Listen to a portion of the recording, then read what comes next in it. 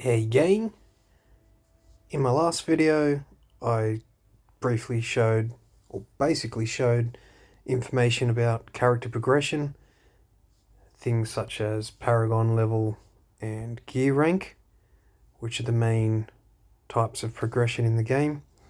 This video will be focused on resources in the game used for progression and items that are important. And the most important information I find in games like this, or the thing I try and learn as soon as possible, is what resources to preserve and not spend frivolously on things that might be abundant in other ways. So the four main currencies in the game are orbs, which will be a paid currency, but essentially they have a value in platinum as far as the economy of the game goes.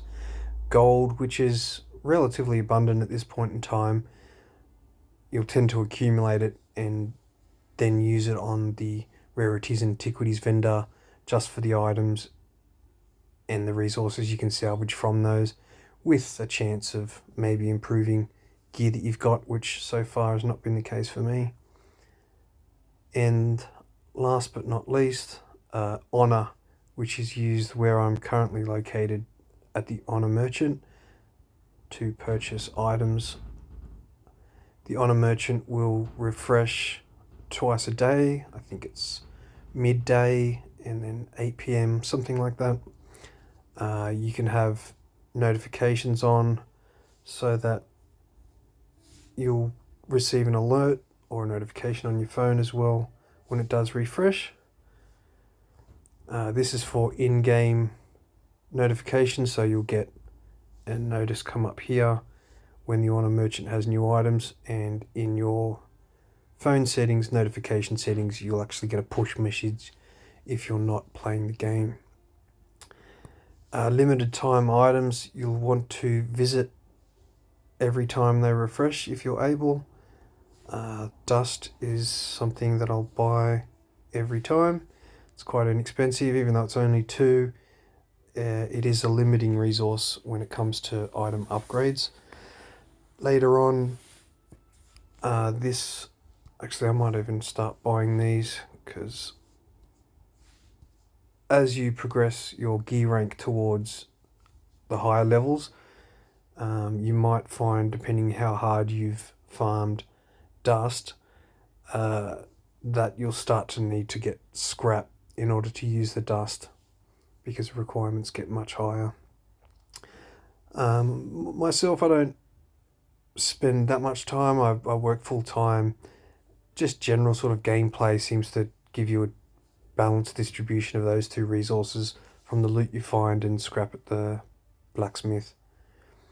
You can of course get charms, which are quite useful.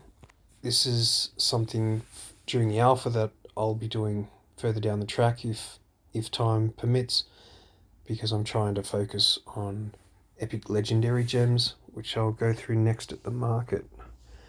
Now, different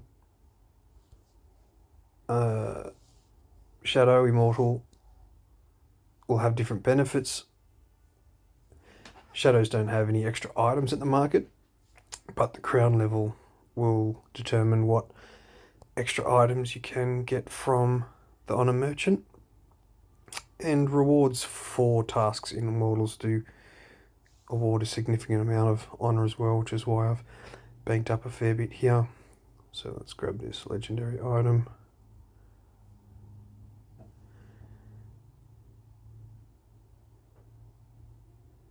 Rare crests are fairly useful. I'll grab all the Essentia I can. And general items, there are weekly and monthly items, as well as a weekly charm limit. Again, when I'm further in the game, I'll be delving into that aspect. They can also be fairly good for earning platinum, because the stones that can be extracted from charms are pretty valuable and in high demand. So let's travel to the market. Another resource in the game Legendary gems themselves would be considered a resource because they are a material used to upgrade other gems. So any gem can be upgraded to rank 5. At rank 5, each gem will have a percentage increase on magic item drops, the frequency of those, so it's certainly worthwhile getting even a normal set for farming specifically, because of the increased drop rate. So you might have a set of gems for farming and a set of gems for ranking on challenge rifts or PvP content that give you the best damage to your style of play. Here at the market, you'll be able to buy normal gems. These go in secondary armor sockets or any unique or rare item. But of course, the legendary items are what you'll be using in primary armor, which require legendary stones. So in future, towards endgame, you will have fully upgraded gems in every socket. And once people start reaching this mark, then this market will probably be saturated and the value of them will be reasonably low, because obviously once you're collecting more gems, once you've got a full set that you like, they'll just be sold. And as more and more people reach that point, the demand will exceed supply and it'll be hard to get decent amounts of platinum. So for anyone that is planning to play a lot or spend enough to get an early advantage, reaching those levels before other people will mean you'll be able to use excess resources as a good source of platinum for a bit longer, because once people start to catch up, then they'll be relatively worthless. So skill stones, for anyone playing the alpha, whenever you sell a skill stone, they're in high demand, so put maximum price and you will get it. Runes are used for creating legendary gemstones. You can't create epic ones. There are no recipes for those currently, given that I'm trying to do a method of focusing on acquiring all the epic legendary stones. I'm not using these, so whenever a clan mate or faction mate requests them, I'll sell them at max price. Again, they're in high demand, so they're not a great deal expensive, but they go pretty quick. And again, legendary gems. So given that they are a very important item for endgame, because that will be one of the factors that actually determines, or differentiates characters that are a max paragon, max ranked gear, how they use the gems, what abilities are on them, and more specifically the buffs to their primary stats will be the main difference in character power, particularly when it comes to PvP, whether they be a tank or a glass cannon. So as far as advice on preserving resources, initially I was spending orbs on legendary crests, which essentially equates to legendary stones once used in the Elder Rift. It's a good way to get a collection, but now that I've dropped quite a few, I'm actually getting platinum in order to buy specifically the legendary gems that I want, rather than having a chance of crafting them. There are a few places where legendary crests are dropped as rewards, and of course that's a good way to increase your economy, whether by using them or selling them. And here's where you can convert to platinum. I should imagine there'll be a fair bit more at release, if not at a later point.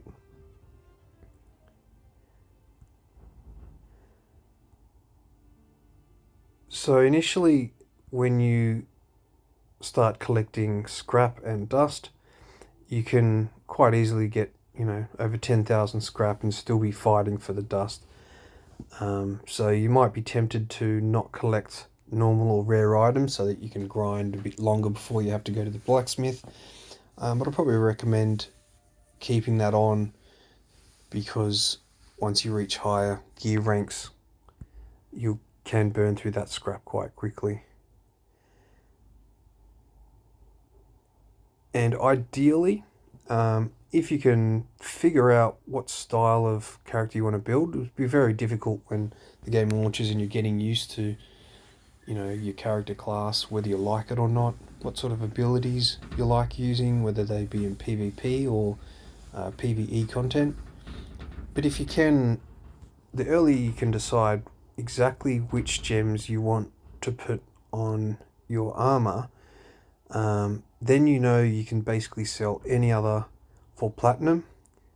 At the end of the day, selling an item for platinum, if you can get a good price for it,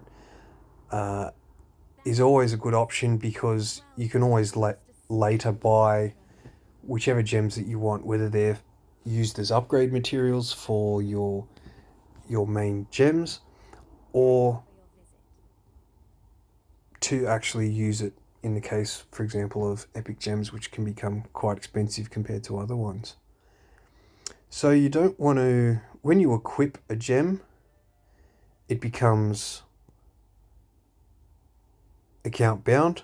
So if you no longer use it because you've found something better or bought something better, this now becomes materials for upgrading other gems. So they're the main things to keep in mind for gems and the importance of those. Honor, again, try to preserve as much as you can until you know exactly what is worth buying. Again, you can get from the honor merchant 1 legendary crest a month. That equates to 1 legendary stone. Rare stones, which have a chance of dropping legendary stones as well, but it's far less common. They'll usually just get runes drop for rare crests in an Elder Rift. It is important to... There are sort of daily awards, and most things you get notifications for when they arrive, but 2 things that you should check on a daily basis are both the Challenge Rift and the Elder Rift, because within the actual load pages or menus for those game features, you can claim daily rewards that there isn't shortcuts for outside of the game. Here you can see it says rewards collected, so you get a rare crest every day.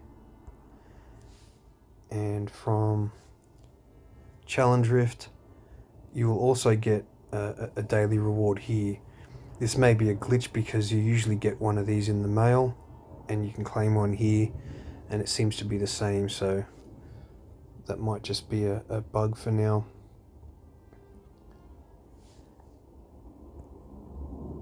So you can only get orbs from spending. In the alpha we're getting 500 a day. Platinum you can get from selling anything that's possible to be sold in the market. Gold will drop from mobs, monsters and chests, bosses and so forth. You can get gold in the rifts, I believe the Elder Rift but not the Challenge Rift, as well as XP. And of course XP is another resource, but it's not something you spend, so the only thing to manage there is your XP cap.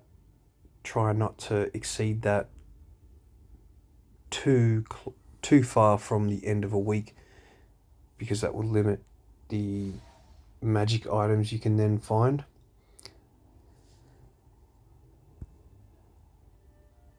And another thing to spend on orbs on is Reforged Stones.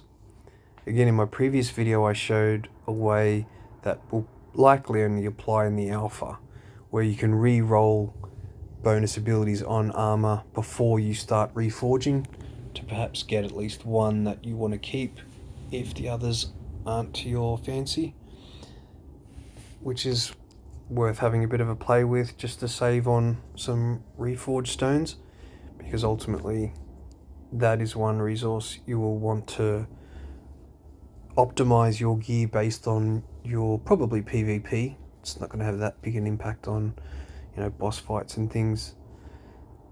The most difficult part of the game is PvP content, particularly if you don't have the time to progress your gear or paragon as much as other players. You'll need to make up for it with thoughtful use of your skills and armor abilities and any bonuses that may give you advantages. So that's it for this video. That's the main resources in the game. Advice is to preserve what you can as long as you can until you've either through gameplay learnt what you want to spend it on, or perhaps videos like this, or seeing examples of what other people are doing in order to maximize their progression. Thanks for watching and have a good one.